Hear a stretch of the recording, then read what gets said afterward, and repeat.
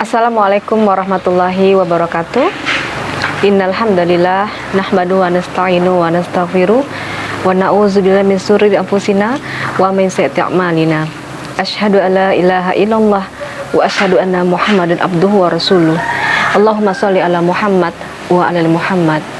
Rabbi shrah sadri wa yassir li amri wa hlul 'uqdatam min lisani yafqahu qawli. Ayah, bunda, sahabat semua, dan anak-anak yang saya cintai, alhamdulillah atas nikmat yang Allah berikan kepada kita hingga detik ini. Allah masih menitipkan kepada kita jiwa, dan dengan jiwa ini, dengan jasad yang sehat, kita dapat beraktivitas. Selanjutnya, salawat dan salam kita hadiahkan kepada Nabi Muhammad SAW, kepada keluarganya, sahabatnya, serta orang-orang yang senantiasa istiqomah di jalan dakwah. Mudah-mudahan kalau kita mendapatkan syafaat beliau di yaumil akhir nanti. Amin ya rabbal alamin. Kali ini saya ingin mengajak kita semua mengingat kembali sebuah rutinitas yang sudah biasa kita lakukan sehari-hari. Namun terkadang karena ini sebuah rutinitas, terkadang kita jadi lupa ya hakikat atau esensi dari rutinitas tersebut. Apa itu? Tentang wudhu ya.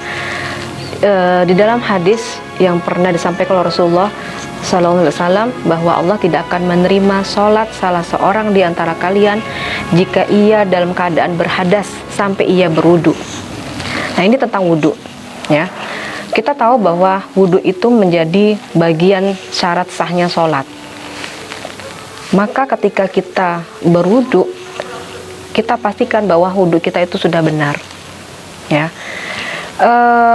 Selama ini mungkin yang kita lakukan masih sebatas wudhu secara lahir. Sesungguhnya wudhu itu bisa secara lahir dan juga bisa secara batin.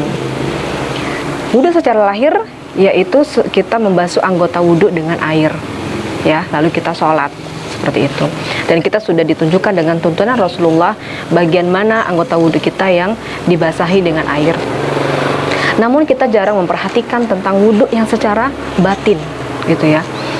Karena wudhu secara batin ini akan mempengaruhi jiwa kita, hati kita, sehingga ini akan membawa kita, menggiring kita menuju sebuah gerakan sholat yang penuh dengan kekhusyuan. Dan itu di awal dari wudhu. Nah, ayah, bunda, sahabat, dan anak-anak sekalian, kita perhatikan dalam setiap anggota wudhu kita. Kelak, muka, tangan, dan kaki ini akan bercahaya karena bekas wudhu kita. Dan kita juga sama-sama tahu ya, sahabat yang sangat menjaga wudhunya, terompanya saja kedengaran di surga ya. Jadi, wudhu secara batin itu seperti apa sih? Ketika kita memulai ya, membasuh kedua tangan kita, kita menghayati, ya Allah, tangan ini mungkin pernah berbuat sesuatu yang tidak engkau sukai, yang tidak engkau ridhoi, gitu kan? Maka ketika air itu mengucur, kita sambil membasahi kedua tangan kita, kita berharap Allah menghapus dosa-dosa dari kedua tangan yang kita lakukan, yang mungkin Allah tidak meridhoi, seperti itu. Dan kita benar-benar meresapi, ya.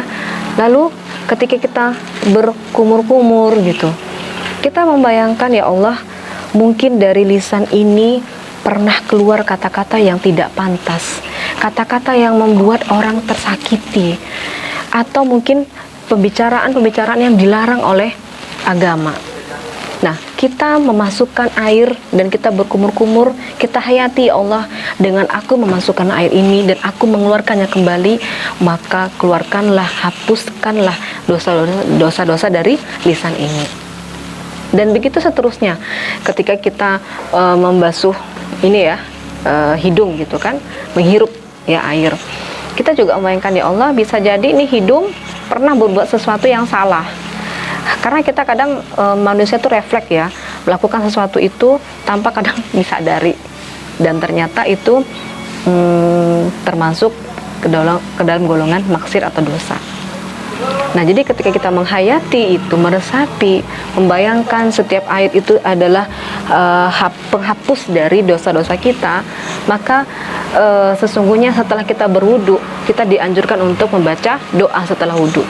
Ya, kalau kita memaknai doa setelah wudhu itu luar biasa.